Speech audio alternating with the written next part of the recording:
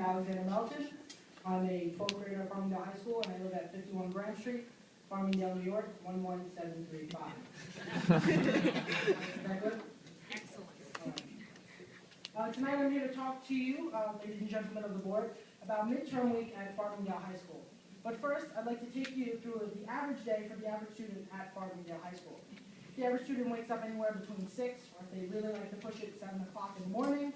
They get to school by bus or car or walk, and some kids like to get to class early, or some shuffle in a few seconds before the 7:30 bell.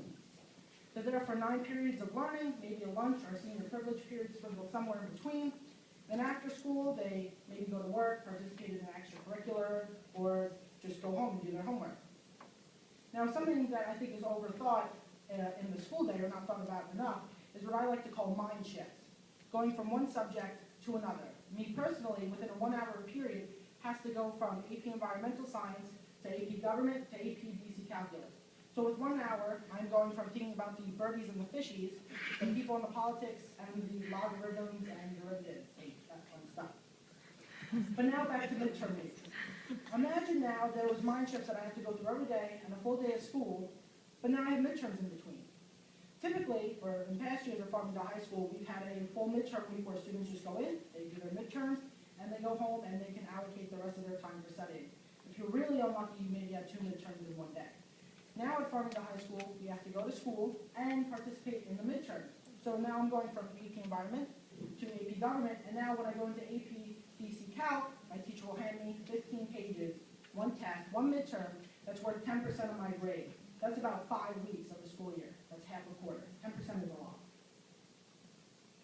So this is adding a lot of unnecessary stress that we've never had before. We've never had to go to a full day of school and have our midterm.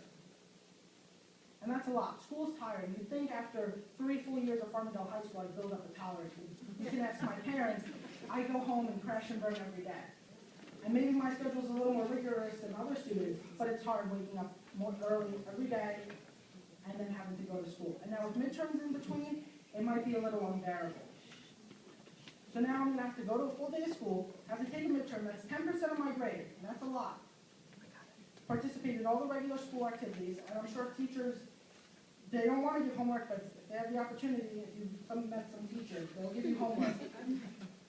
I'm expected to perform at my peak. And I know the community here really invests a lot into our students. And I know from the board's website, I'm just going to quote, you guys say, establish Farmingdale as a high-achieving school district as evidenced by high levels of students' performance in all areas. And without a full midterm week this year, it's going to be a lot harder to do that. So I came here tonight, a few of my friends, a few teachers have asked me to come here to ask you for a midterm week back, to ask you for a week that we can devote to our midterms so we can do the best on those midterms. A week filled with not unnecessary stress, and a week where we can thrive. Thank you.